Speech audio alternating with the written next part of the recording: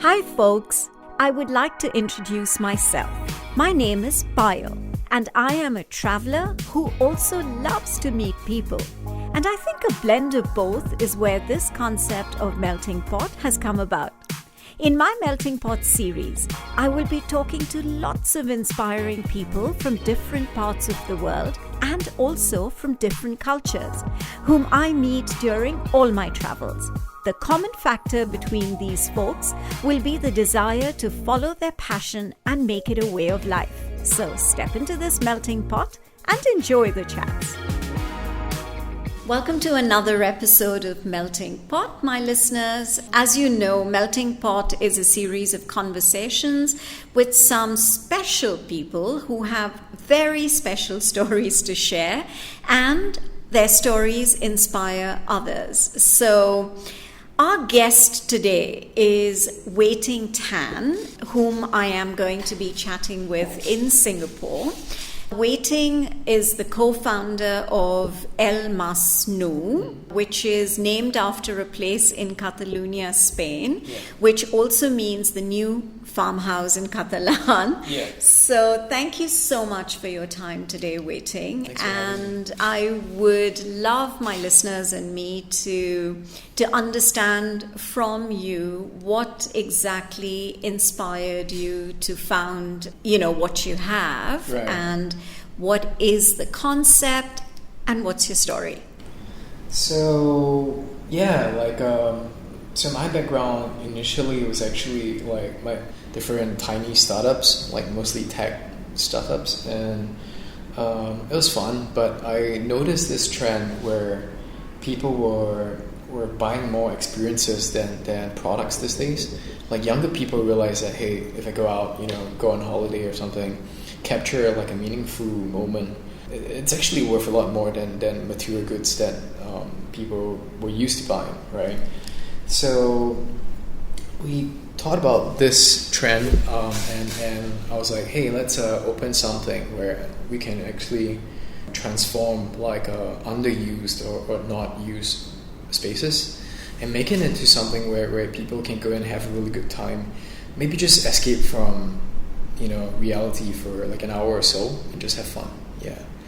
So that's how we started on our first concept. It was called the Bubble Tea Factory.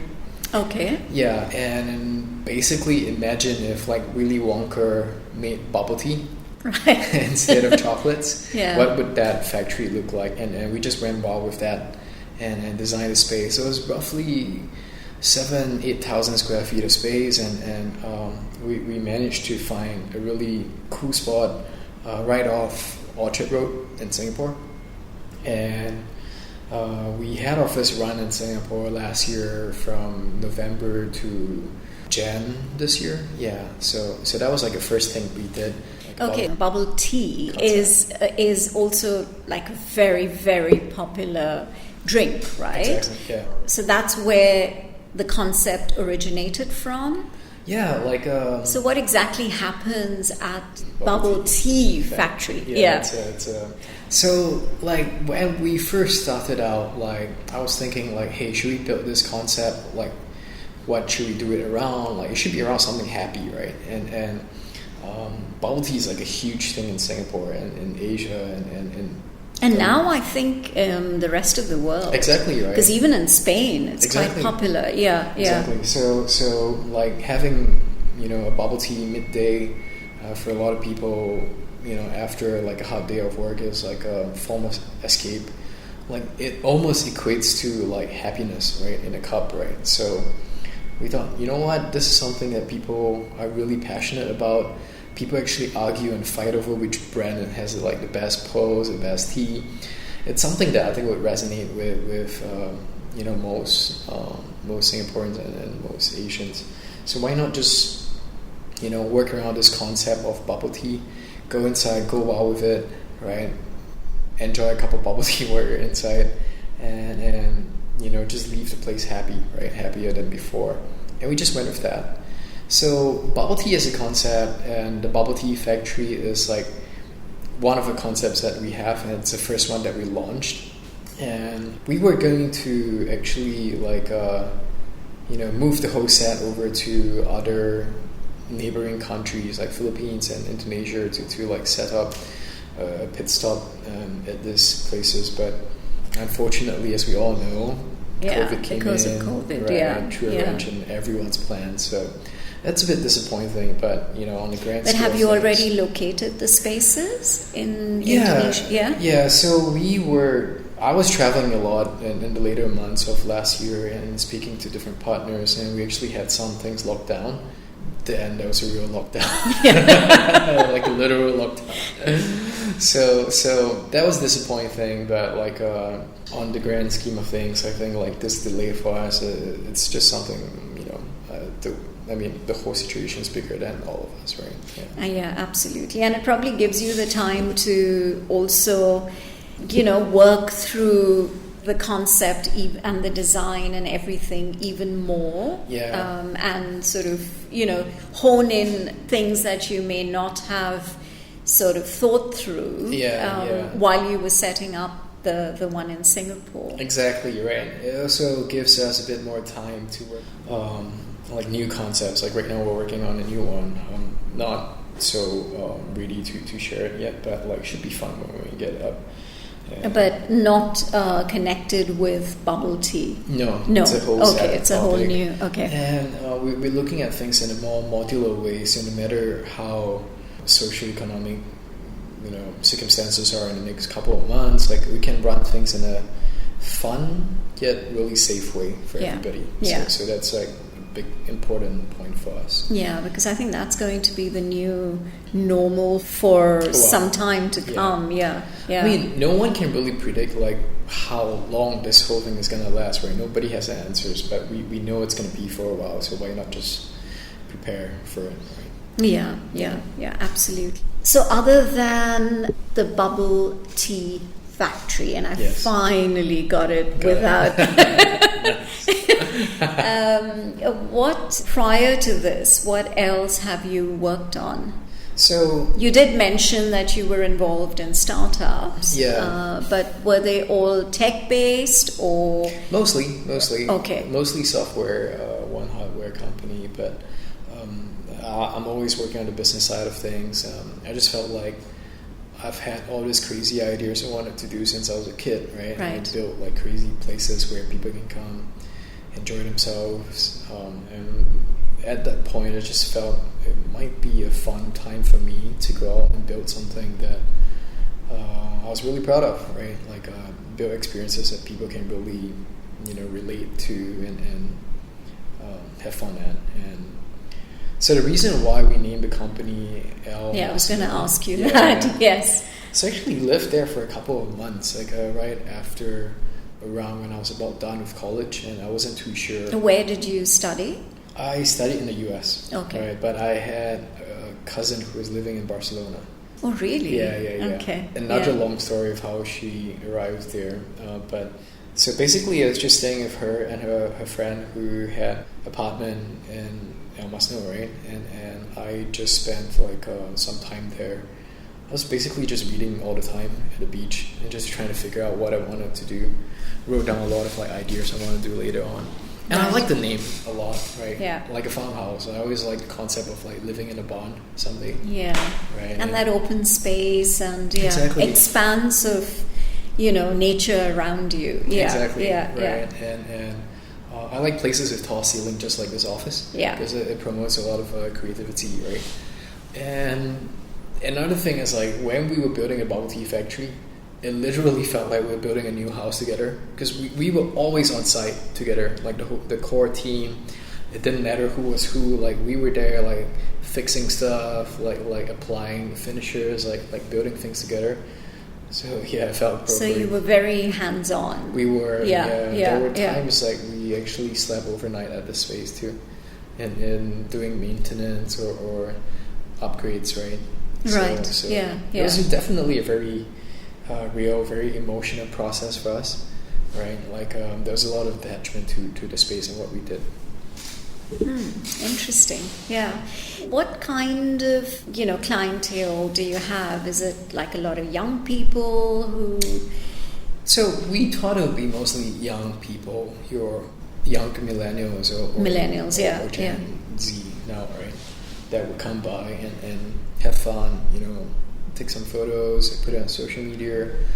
We were fairly surprised because there was a good range of different demographics as well, like parents bringing kids, and there were a bunch of kids that actually came by like 4 or 5 times, and we were surprised but like happy of course to see them coming back. And we did this thing where with every ticket you actually had a booster pack. Okay. So when I was a kid, I remember like we played card games like Magic the Gathering or Pokemon cards. They were cards that you could collect, right? Yeah. You basically paid like X amount of dollars for a pack. Yeah. And it was almost like a lottery system, and you never knew like what cards you were gonna get, and you just felt compelled to collect all of them. Yeah, and right? Also exchange, right? Exactly. So right. that So we had spaces where so with every ticket you have a pack, and we didn't like collectibles. There were also like cards that challenge you to do something fun, like go make friends with a stranger or sing a song in the middle of nowhere, stuff like that, just fun things, right? Yeah. And there were zones where people could actually collect and trade cards. And we noticed like sometimes like the visitors, especially the younger ones, would actually stay around for like a long time. Like I'm talking like hours, right? Just waiting for people to come by to give them that so that exact they could card. Yeah, I think I've got a spare pack somewhere, so maybe I could pass you one later. Oh, thank you. Yeah, that would be fun. Yeah. Also, I think it's a way for people to engage with each other, because the millennials are, they're so, what's the word? I mean, everything is available and accessible. Right. And even like a social life now with friends can quite easily be without contact, right? Exactly. You're listening to a fusion of stories recounted for the first time ever by some fascinating people from across the globe with me, Payal, on this very unique and special podcast series, Melting Pot. So that was part of the design process. We wanted people to interact not just with the space but with each other. So that was like definitely intentional, right? That's why the challenges were more about like helping a stranger take a photo. Just go up and ask someone, do you need help taking a photo, right? Yeah. Because like maybe we are just now caught up in a world where everything is like, hey, we gotta get going, go point A to point B and that's it, right? Yeah. But within that hour when people were, escaping from reality, like, hey, just go up, make friends with a stranger, it's not that hard. It's just stuff that we stopped doing just because sometimes we forget. Yeah. So what are some of the unique things that you have at the bubble tea factory? We had a bunch of stuff. So what, to you, what is in your mind, what is the most fun, or what is the most unique, where there's a lot more engagement with people? Right. So for me, like I'm a huge movie buff. Okay. So I draw a lot of my inspiration from movies that we watch, right? And like I wanted the space to hit on like 4 key metrics, which is actually more, qualitative than quantitative, right? It had to be, interactive, right? It had to be impressionable. Like I love it when someone opens a door and they go, "Oh wow!" Yeah. Like I wasn't expecting that. Yeah. So sometimes I actually sit there and see if people do that. Like how do people react to certain actions, right? It has to be somewhat Instagrammable, memorable, right? And stuff like that. We actually literally wrote down for every single point of interaction how each interaction scores on these 4 matrices, and there's a place where you open a fridge door and you actually enter into like a dark like a bamboo forest that's lit by lights, right? Okay. So people didn't expect that, and it was fun. We work with different unique senses so that when people go in, they smell something different in different rooms. We had a room where there was a bathtub filled with cash. Like we printed a lot of cash that we actually designed from scratch, right? So that people can sit inside and take a boomerang. So it's not just a still photo, but something that's fun. And people come in and fill the bathtub up for them with more cash. And within that room, just when you think that's a highlight, we actually hit another secret room within the secret room. So layers within layers. Wow. Right. So behind the full length mirror is actually another secret galaxy that people could step into. That was like a full mirrored, like you see photos again. Yeah, actually, right. I should go there. So then after, like, the other thing that really was a big part of the experience, and people spent a lot of time in it, was actually we built a massive ball pit, right? So we actually customized the color so that it's the exact same color thematically, right? And we bought 100,000 of those like tiny little plastic balls that people could. So I think it's by far the biggest one you could find in Singapore. Wow. Yeah. And it took us hours to fill it up. I can imagine. Yeah. I mean, you said 100,000, right? 100,000. Wow. Yeah. That's a lot. That's very interesting. So you're no one else this concept is very unique to you, right? I think so. Yeah. I think like we were probably the first one in Singapore to do something of this mode at this scale. Right? And to actually charge a ticket for it. Like we charge like $24 to $28 depending on the time. But then when people go in, are they able to sample the different types of bubble teas? So we actually work with different partners. So depending on the week that you came down, that we worked with like 6 or 7 or 8 different partners. So they were giving out like different flavors of different bubble tea. Okay. Yeah. So yeah, it came with a ticket price. But still, it's a big form of, like, we're grateful to people for paying a ticket coming down, because you it's not the most expensive thing, but it's not cheap either. There's a lot of other things that they could have spent the money on, watching a movie, going to a karaoke or something, and they chose to spend it here with us. So for that, we're proud of that. And so is it at the moment, is it closed, or are people It is closed. So we actually work on the model where, like, it's a pop-up wherever we go.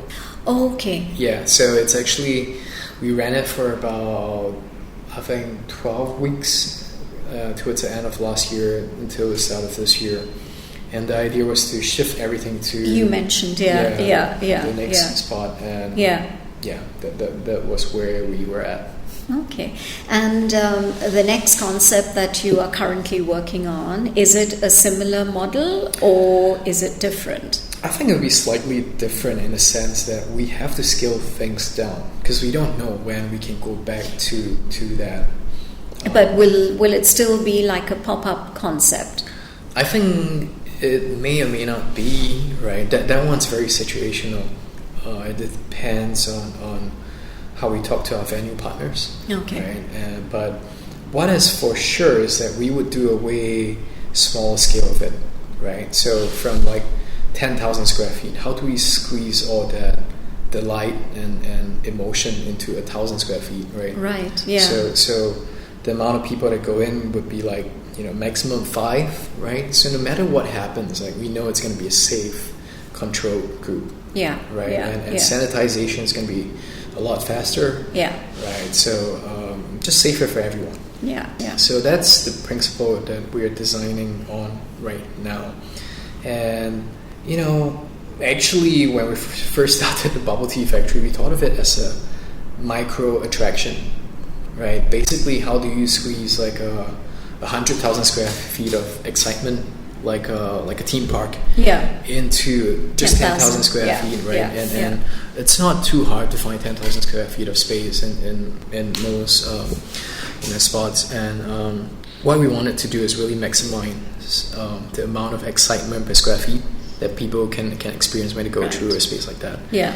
So because of COVID, I think we do not have a choice but to squeeze it even further from 10,000 to 1,000. Yeah. So it becomes like even more micro theme park. Yeah. But, there are advantages and disadvantages, I guess. Yeah. two sides to it. Yeah, there's always two sides to it. Exactly. But yeah, interesting. And are you originally from Singapore? I am from Singapore. Born and brought up here. Yeah. Okay, nice. I think creativity has no boundaries and no limits.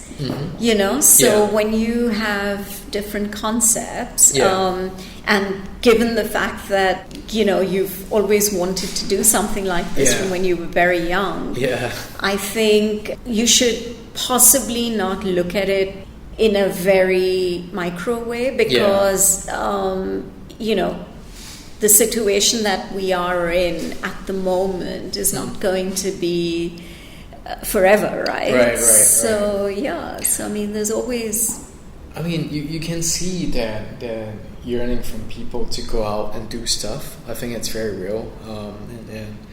And some spots in Singapore, for better or for worse, like you start seeing crowds back. Yeah. Right. I think that demand, that pent up frustration, like, hey, I want to go out, I want to do something, it's there for sure. Yeah. It's just like, how do we bring a really... You have to manage it. Exactly. Right.